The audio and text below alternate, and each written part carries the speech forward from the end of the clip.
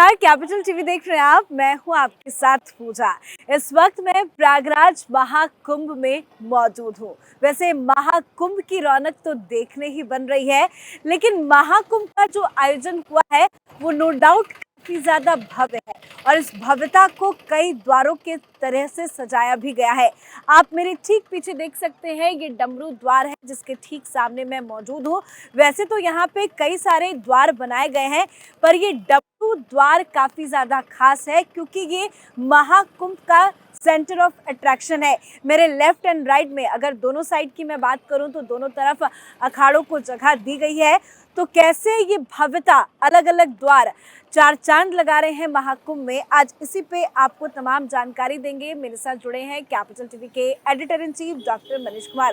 Doctor साहब, बहुत बहुत स्वागत है आपका। धन्यवाद। आप भी मेरे साथ डमरू द्वार के ठीक सामने मौजूद हैं। इस जगह की क्या खासियत है, जरा हमारे व्यूवर्स को बताइए। देखिए, डमरू द्वार और इसके ठीक आगे समुद्र मंथन द्वार है जी। इन दोनों द्वारों के बीच अगर यूं कहा जाए कि लोग महाकुंभ आते हैं त्रिवेणी में स्नान करने के लिए, डुबकी लेने के लिए, ये तो सही है कि ये वहाँ का पूरा अट्रैक्शन है।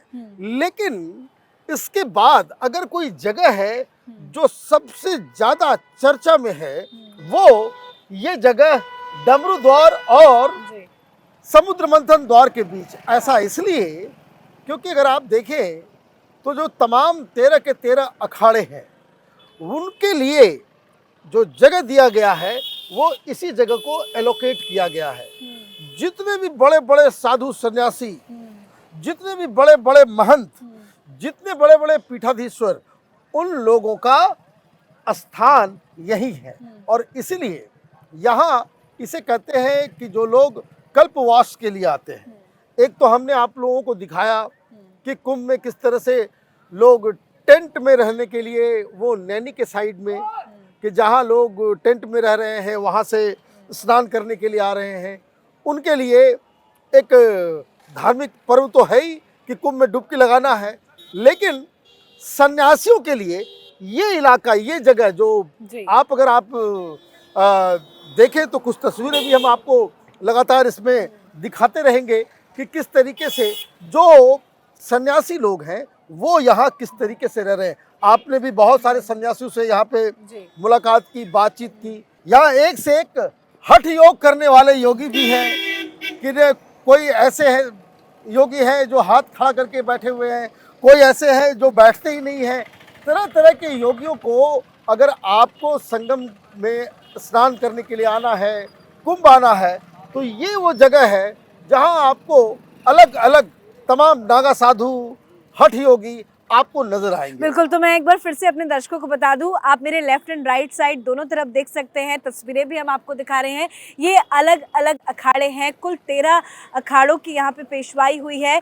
और जिस अखाड़ों के अंदर जो भी दूर दूर से साधु संत महात्मा आए हैं वो यहाँ रह रहे हैं। और जैसे कि सर ने बताया कि अलग अलग रंग रूप देखने को मिलेगा। वाकई महाकुंभ एक ऐसा संगम है जहाँ कई तरह की तस्वीर देखने को मिलती है और ये सारी तस्वीरें आपको इसी डमरू द्वार में देखने को मिल रही है। तो जो भी लोग महाकुंभ आ रहे हैं स्नान करने के लिए, वो जरूर इस डमरू द्वार पे जरूर आके यहाँ की भव्यता को देख सकते हैं। एक दो चीज और जो समझने की है कि व्यवस्था की दृष्टि से अगर आप देखें इस इलाके में हर 10 फीट 20 फीट के बाद आपको एक यहाँ पे सफाई कर्मचारी मिल जाएगा जो लगातार उसका काम ही वो सफाई का ध्यान रखना, झाड़ू देते रहना, कहीं कोई गंदगी नहीं हो। और इसलिए ये पूरा का पूरा इलाका बिल्कुल। देखिए, आपने सफाई की बात की तो हम चाहेंगे कि जरा सफाई भी दिखा दे। देखिए, थोड़ी थोड़ी देर में यहाँ पे इतने लोग हैं, इतनी ज्यादा गाड़ियां चल रही हैं, उसके बाद भी आपको कहीं गंदगी नहीं दिखेगी, कहीं कोई कागज,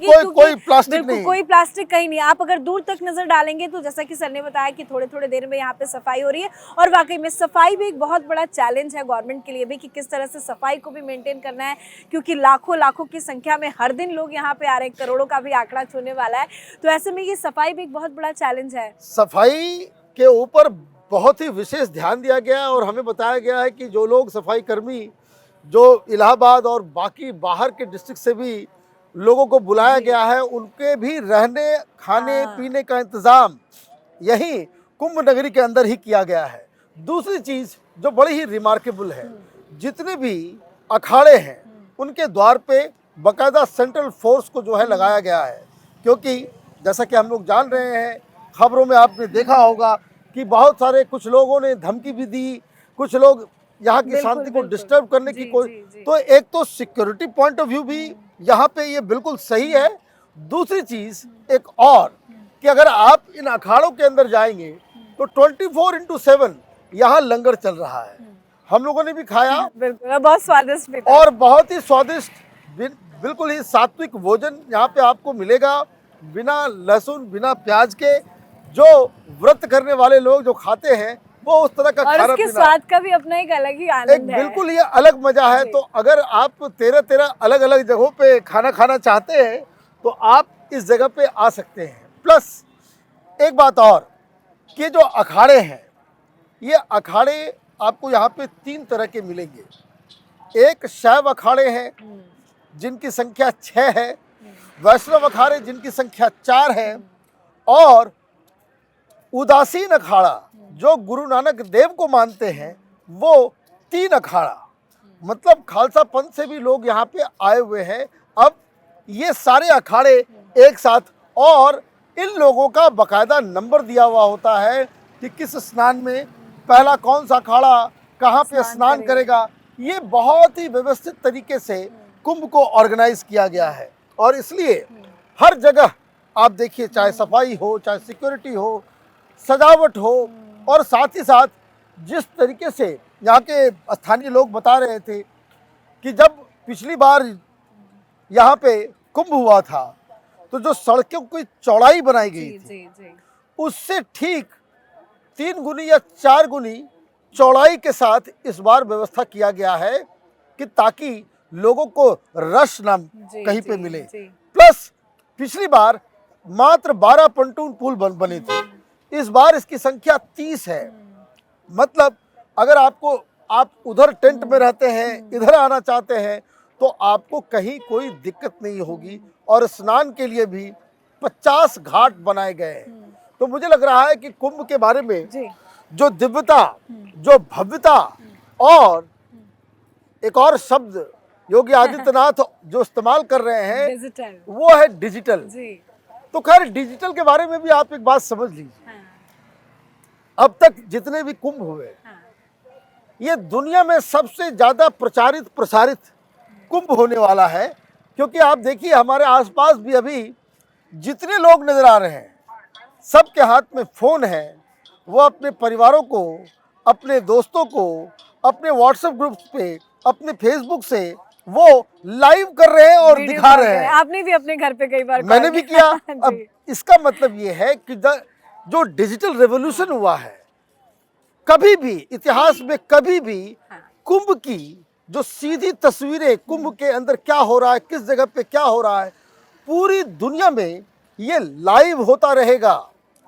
यहाँ जो लोग, भक्त लोग जो आएंगे, जो डुबकी लगाने के लिए जो सनातन धर्मावलंबी आएंगे, वो भी मीडिया का काम करेंगे, हम लोग को दिखाएंगे ही। लेकिन ये जो डिजिटल वर्ल्ड में इतने रेवोल्यूशन के बाद, इस इंफॉर्मेशन टेक्नोलॉजी के बाद, आप देखिए कोई सनातनी वो कंबोडिया में बैठा हो, यूएस में बैठा हो, चाहे वो न्यूजीलैंड में बैठा हो, उसको सारी चीजें लाइव। और एक बिल्कुल, और एक बहुत महत्वपूर्ण बात है, उसकी भी जानकारी दे देते हैं। अलग अलग जो अखाड़े हैं जिसकी हम चर्चा कर रहे थे, उन अखाड़ों के अंदर ही बहुत बड़े बड़े स्टेज भी बनाए गए हैं। अंदर आप जाएंगे तो देखेंगे कि कहीं राम कथा चल रही है, तो कहीं कथा प्रवचन चल रही है। अब लोग कथा प्रवचन सुनने ही आते हैं तो घंटों लग जाते हैं, बैठे रहते हैं, टाइम का पता ही नहीं चलता। तो व्यवस्था पूरी है, पूरी व्यवस्था है। और ये अखाड़े के अंदर क्या होता है वो लगातार कैपिटल टीवी को आप देखिए कि वहाँ योगी, हठ योगी क्या कर रहे हैं, कैसे कर रहे हैं।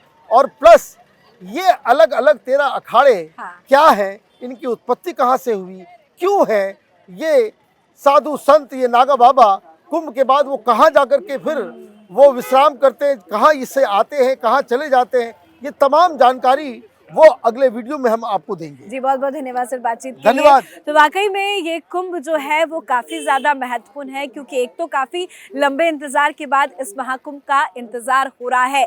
12 वर्ष के बाद महाकुंभ आता है और 12 बार आ चुका है, इसलिए ये 144 वर्ष के बाद है। इसलिए कुल मिलाकर संयोग देखें तो ये महाकुंभ बेहद ही खास है, बेहद ही महत्व है।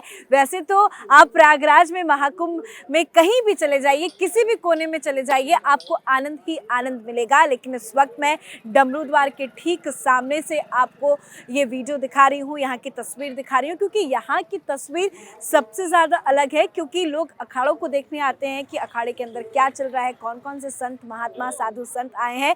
और इस डमरू द्वार के लेफ्ट एंड राइट साइड, दोनों ही साइड में अखाड़े के जो भी साधु संत योगी हैं वो अंदर रहते हैं। तो इसकी भव्यता जो है ये पूरे महाकुंभ में सबसे अलग नजर आ रही है। आज के हमारे इस खास शो में फिलहाल इतना ही। देखते रहिए capital TV. Camera person Ravi and Ashok के साथ मैं पूजा, प्रयागराज महाकुंभ।